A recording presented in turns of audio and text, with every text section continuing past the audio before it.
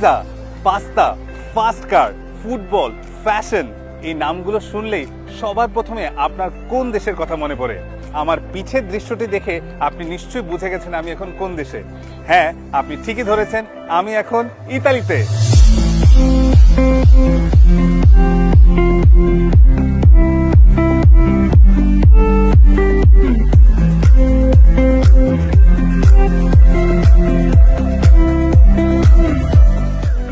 আজকের ভিডিওতে আমি আপনাদের ইতালি নিয়ে এমন কিছু তথ্য দিব যা হয়তো আপনাদের অনেকেরই অজানা। 19 শতকে পৃথিবীর প্রথম শপিং মল কিন্তু ইতালিতে শুরু হয়েছিল। এসপ্রেসো মেশিন, পিয়ানো এবং ভায়োলিনের আবিষ্কারও ইতালিয়ানরাই করেছিলেন।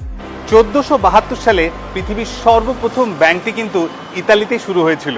ইতালি কিন্তু জনসংখ্যার দিক থেকে ইউরোপীয় ইউনিয়নের তৃতীয় বৃহত্তম দেশ, কিন্তু জনসংখ্যা কিন্তু খুব বেশি না, প্রায় 60 মিলিয়নের মতো।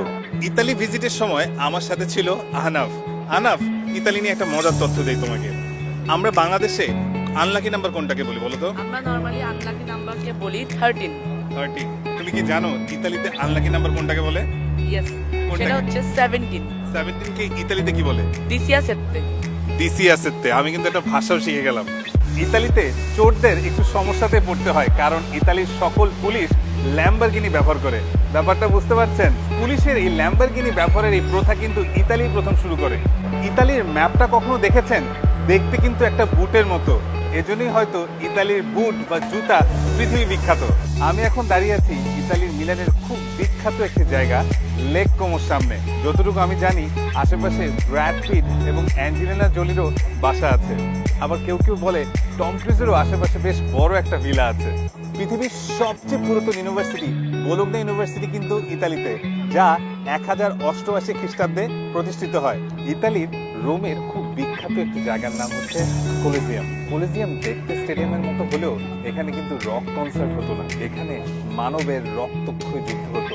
মাঝে মাঝে কিছু হিংস্র পশুর সাথেও যুদ্ধ হতো, যেমন টাইগার অথবা lion. Gucci, Prada, Versace, Valentino, Armani, এই সবগুলো ব্র্যান্ডই কিন্তু ইতালির। লুই ভুতনের এই শোরুমে এসেছিলাম এই জামা কাপড়গুলোর দাম আর ব্যাগটার দাম জানার জন্য। আপনারা শুনলে অবাক হবেন যে এই জামাটির দাম হচ্ছে প্রায় 4 লাখ টাকা বাংলাদেশি টাকায়, এবং এই ব্যাগটির দাম, শুধু এই ব্যাগটির দামই 4 লাখ টাকা। এছাড়া সব ফেমাস গাড়ির ব্র্যান্ডগুলো কিন্তু সবই ইতালির, যেমন ফেরারি, ল্যাম্বরগিনি, ফিয়াট। শিল্প সংস্কৃতিতে ইতালিয়ানরা কিন্তু সবসময় জগৎ বিখ্যাত। লিওনার্দো দা ভিঞ্চি থেকে শুরু করে জগৎ বিখ্যাত সব আর্টিস্ট এবং স্ট্যাচু নির্মাতারা কিন্তু সব ইটালিয়ান, যেমন লিওনার্দো দা ভিঞ্চি। কিন্তু কেন লিওনার্দো দা ভিঞ্চির মোনালিসা প্যারিসের লুভরে, সেইটা আমার মাথায় আসে না। কেউ জানলে কমেন্টস আমাকে জানাতে পারে। লিওনার্দো, রাফায়েল, মাইকেলাঞ্জেলো, এই ফেমাস নামগুলো বা ফেমাস আর্টিস্টদের নাম শুনলে কারো কথা কি মনে পড়ছে? দেখুন তো এই ক্যারেক্টারগুলোকে, এই ক্যারেক্টারগুলোর নামগুলো কিন্তু এই নামগুলো থেকে ইন্সপায়ার্ড। এই সেই বিখ্যাত লেক যেখানে বিরাট কোহলি এবং অনুষ্কা শর্মার বিয়ে হয়েছিল। রণবীর সিং এবং দীপিকা পাডুকোনের বিয়েও কিন্তু এই কোমো লেকেই হয়েছিল। পশ্চিমারাও যে কুসংস্কার, এটা আমার আগে জানা ছিল না। আমি ভাবতাম হয়তো এশিয়ান সাবকন্টিনেন্টের মানুষই কুসংস্কারে বিশ্বাস করে।